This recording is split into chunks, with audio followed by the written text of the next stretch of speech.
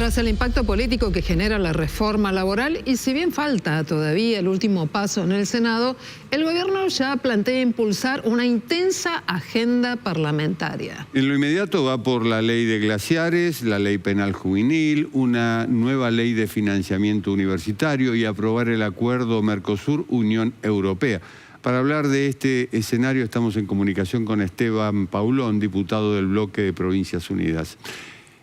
Esteban, buenas noches. ¿Qué tal, Jorge, Silvina? ¿Cómo están? Buenas noches. Muy bien, gracias. Bueno, una agenda importante, pero habría que no pasar página de reforma laboral, me imagino. Sí, a ver, una agenda ambiciosa que el gobierno logra sacar adelante. La semana que viene, jueves y viernes, va a haber 2 sesiones en el Senado, donde se van a tratar la sanción definitiva de la reforma laboral, pretende dar media sanción a la ley de glaciares, sanción definitiva al régimen penal juvenil y aprobar el acuerdo de la Unión Europea y el Mercosur. Muchos de los temas que pasaron con poco debate por el Congreso y nosotros lo hemos señalado. En algunos casos, más allá de ese corto debate, eran temas que venían trabajándose en la Cámara hace mucho tiempo.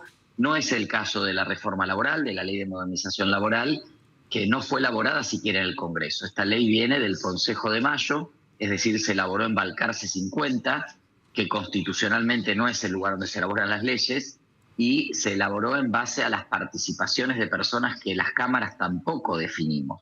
Para que ustedes se den una idea, en el Consejo de Mayo participaba representando a la Cámara de Diputados el diputado Cristian Ritondo. Nunca votamos nosotros en diputados esa representación.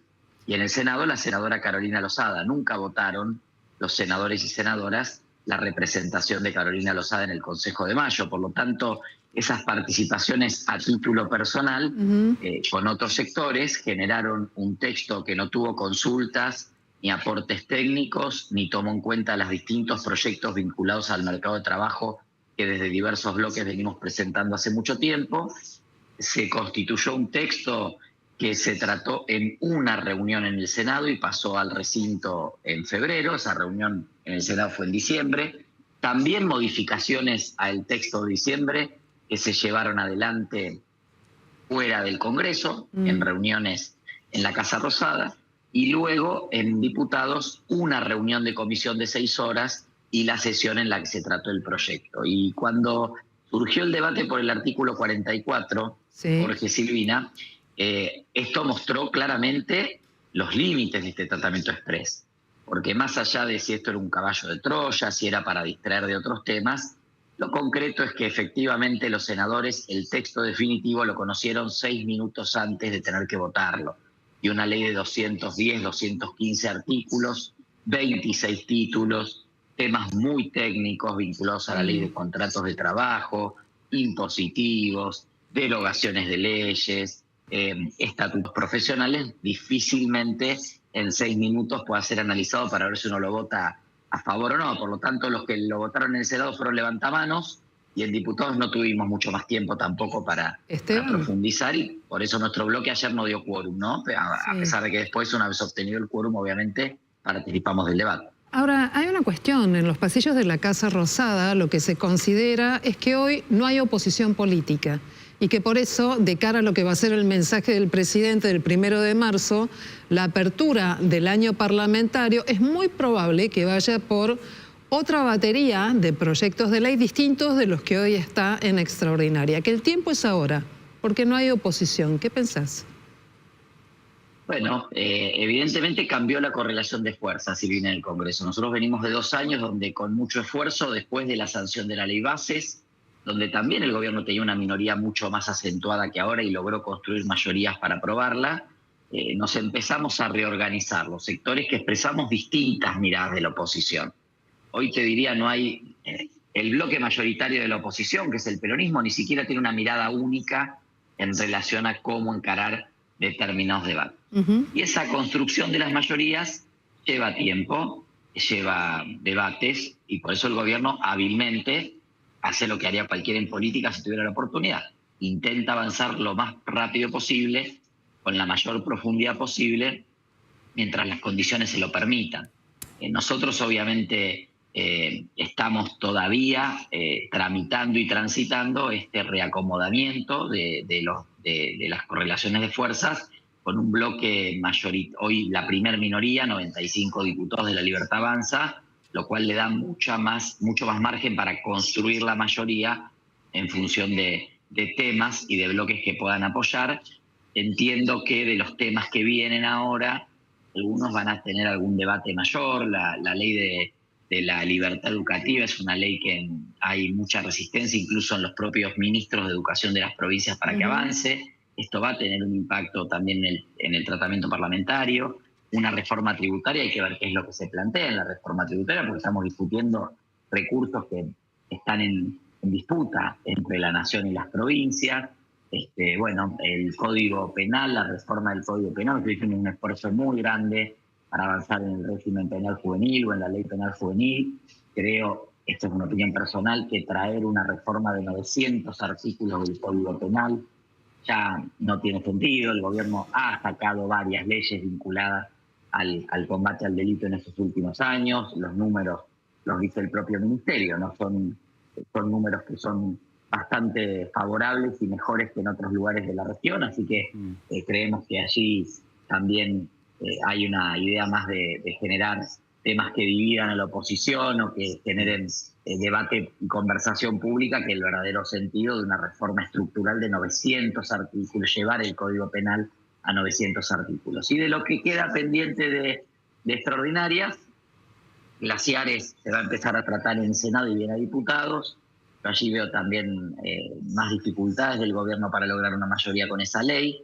Es una ley que casi nadie cree que sea necesaria en este momento, ni nunca. Creo que la ley de glaciares que tenemos vigente es muy buena, el inventario de glaciares es muy bueno, solo el 2% de la superficie de explotación minera tiene glaciares. Esta es una ley que tiene nombre y apellido, se llama Proyecto Vicuña, que es el proyecto que está trabado en San Juan por la actual regulación de los glaciares y lo que es el inventario de glaciares, así que esa ley también va a ser muy discutida seguramente en diputados. Y lo que tiene que ver con la modificación de la ley de emergencia universitaria que nosotros votamos, habrá que ver, porque eso debe ser fruto de un acuerdo con los representantes de la comunidad universitaria, por lo que sabemos, y en la semana vamos a estar haciendo una reunión en el Congreso al respecto con representantes de estos sectores. Por lo que sabemos, aparentemente hubo alguna conversación informal, pero no hay una coincidencia entre el proyecto que ingresó a la Cámara de Diputados y lo que se había conversado en esa reunión como expectativa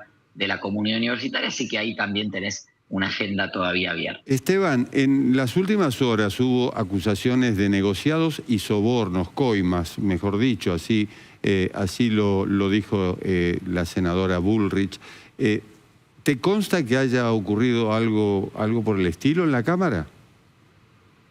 No, yo la verdad que no, Jorge. Sí, obviamente como previo a cualquiera de estas leyes y lo que es lamentablemente una mala práctica de la política que tiene que ver con cómo se ha desvirtuado la Cámara de Diputados, que debería ser la representación del pueblo y hoy es la representación de los gobiernos provinciales. En parte hay una parte importante de diputados y diputadas que representan gobiernos provinciales. Se da una conversación y yo diría una kermés de obra pública, rutas, cordón cuneta, rotondas y todo tipo de transferencias, ¿no? Y esto es parte de la negociación política. A mí no es lo que más me gusta o la mecánica que más me gusta para los términos en los cuales dar esa negociación política, que debería ser más bien de debate de ideas y de modificaciones en las leyes, no a cambio de fondos para la provincia o alguna obra o alguna autorización de deuda, sino acá en la construcción de un proyecto que contemple los distintos puntos de vista y que los pueda sintetizar, pero ahí no hay nada ilegal. Es lamentable que estemos en este estado de situación y lo hemos visto, lo vemos claramente. ¿No? Esto debilita, al menos debilita a la Cámara de Diputados y el sentido de la Cámara de Diputados, que es que si el 40% de la gente votó a Milei y el 60% votó a las expresiones de la oposición, debería haber una mayoría opositora en el Congreso que se va a expresar de distinta manera, pero vos hoy tenés, por ejemplo, bloques como el PRO, la Unión Cívica Radical y algunos otros que son libertarios de closet. O sea, no se anotaron en el bloque libertario porque al gobierno le conviene decir que sigue negociando con aliados. Pero la verdad que un partido como el PRO, que ha quedado muy disminuido en la última elección, que la única queja que tenga para hacer en relación a la reforma laboral sea que no le dieron un negocio a Galperín para pagar los sueldos, o sea, no le molestó nada. Ni siquiera cuando se votó lo de las licencias en el Senado.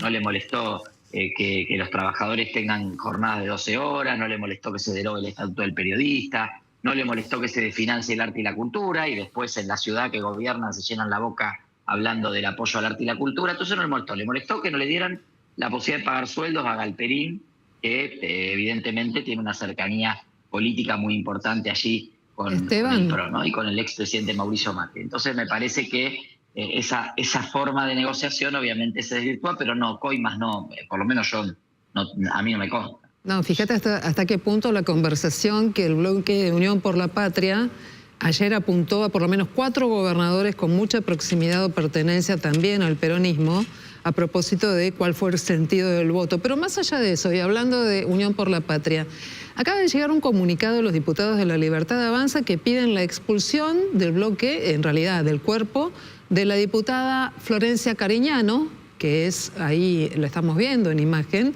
diputada de Unión por la Patria, quien, como lo vemos, desenchufó una serie de cables, de aparatos con los cuales trabajan los taquígrafos. ¿Se tiene que ir del cuerpo? ¿Tiene que ser sancionada?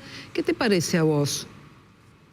La verdad que me estoy enterando por vos, Silvina. Ayer obviamente fue parte de una sesión que era muy caliente, donde también de parte de los diputados y diputadas libertarias se escucharon insultos, agresiones y todo tipo de cuestiones. Habrá que analizarlo. Tenemos también un pedido vinculado a la diputada Lemoyne por los dichos injuriantes en relación a Ian Moche y la agresión que expresó ella en los medios, así que será cuestión de que cuando se constituyan las comisiones a partir del 1 de marzo, esos expedientes puedan ser girados a la comisión de peticiones y se verá si corresponde para este o para cualquier otro caso alguna sanción. Desde ya que uno no comparte una actitud como esta, por supuesto, pero sinceramente no conozco los fundamentos de por qué el bloque libertario estaría pidiendo directamente la expulsión o una sanción, ni sé en qué términos se plantea. Seguramente en la semana lo vamos a poder saber más claramente. ¿Cuáles son los puntos de la reforma laboral más vulnerables y qué se podría tomar de positivo? Es decir, ¿qué se podría rescatar de la reforma laboral más allá de lo que sea judiciable, como se dice ahora? Jorge, el problema de la reforma laboral, a mi entender, es el enfoque que hace en relación a el rol del trabajador y el rol del empleador. Primero porque plantea una relación simétrica. Y esto aparece en un montón de lugares. Vos las vacaciones, la ley dice una cosa, pero lo vas a poder pactar libremente con tu jefe. Todos sabemos que muchas veces las necesidades de un negocio, de una fábrica, de una planta, hacen que obviamente las necesidades de producción vayan por otra vía de las necesidades, por ejemplo, familiares. Lo mismo pasa con el banco de horas, cuando Patricia Bullrich dice, le podés pedir a tu jefe 2 horas y llevas a tu hijo al taekwondo. Esto no va a funcionar así. Eso puede funcionar así tal vez en el Estado, donde hay una especie de sistema similar vía los artículos que te podés tomar, 3 horas que devolvés otro día. En el Estado, obviamente, hay otro margen para los trabajadores y trabajadoras estatales para negociar o acordar, casi te diré en igualdad de condiciones, con un superior jerárquico, que no es lo que pasa en el sector privado. Trabajes en una sucursal de una cadena de supermercados o de venta de zapatillas, hagas distribución o logística, o estés en una empresa, seas tornero en una pequeña y mediana empresa del conurbano bonaerense. Entonces hay esa relación de simetría. Incluso se ve en lo de las plataformas, donde por un lado dice nadie es empleado, son todos colaboradores independientes, pero para el seguro de riesgo de trabajo que se arregle en acuerdo con la plataforma. Entonces ahí también tenés otro error. Después, muchas veces vemos cómo La Libertad Avanza ve al trabajador como una persona siniestra que intenta sacar provecho del sistema.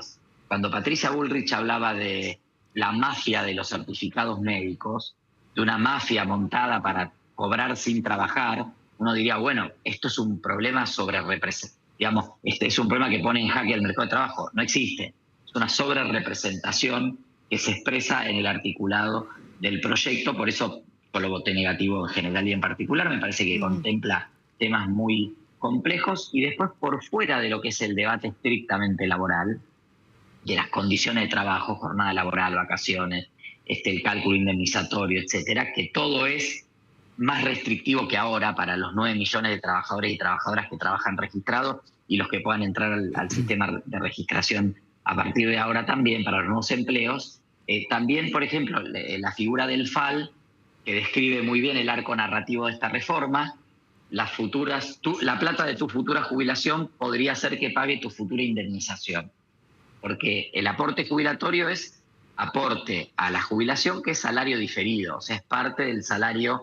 El trabajador cede un X porcentaje de su ingreso para un ahorro futuro para acceder a la jubilación. Cuando parte de ese ahorro es confiscado compulsivamente y se dirige a otro fin, ahí evidentemente hay un problema y el FAL finalmente solo responde a la necesidad de Toto Caputo de contar con un espacio en el mercado de capitales para colocarle bonos del Tesoro y revolver la deuda. Y lo otro también, obviamente, es todo esto que apareció a último momento de la transferencia del fuero laboral a la Ciudad de Buenos Aires, que no tiene ni siquiera la infraestructura para tomarlo en 6 meses como establece el convenio. No hay personal, hay sobre 10 juzgados que está concursando y armando la ciudad, son 80 los juzgados que se extinguen y se cierran, hay 10.000 causas con demora que van a quedar colgadas en un residual que nadie sabe cómo funciona. No hubo una progresividad en el traspaso, que está muy bien si es progresivo, como todas las competencias de autonomía de la ciudad, para aquí no se plantea ese tema. Y obviamente todo esto de las derogaciones que no tienen nada que ver. Sacarle el impuesto a los bienes suntuarios, a los yates y a las joyas no tiene nada que ver con generar empleo. Desfinanciar el Instituto de Cine no tiene nada que ver con generar empleo. Muy por el contrario, golpea un sector que es uno de los que más empleo registrado de calidad e hiperprofesional genera. Y que yo sinceramente, Jorge, no por cliché, pero analizando el espíritu y el paradigma del cual se para la ley, me cuesta encontrar quizá alguna norma aislada positiva, porque en el conjunto no va a funcionar orgánicamente de manera positiva. Es el diputado Esteban Paulón, es referente del socialismo, está dentro del bloque de Provincias Unidas. Ayer tuvo una participación y en la previa también en el debate y en la votación de este proyecto de modernización laboral. Habrá que ver qué efecto genera esta ley cuando se aplique en la calle y hasta qué punto es aceptada o cuestionada por aquellos sectores empresarios y también laborales, por supuesto, que van a tener un cambio muy profundo, aunque tal vez todavía no se vea en lo que tiene que ver con esta cuestión. Muy inmediato. Bien, vamos a estar pendientes. Diputado, vamos a estar pendientes de lo que pase con esta ley. Gracias por acompañarnos esta noche. Adiós. Luego.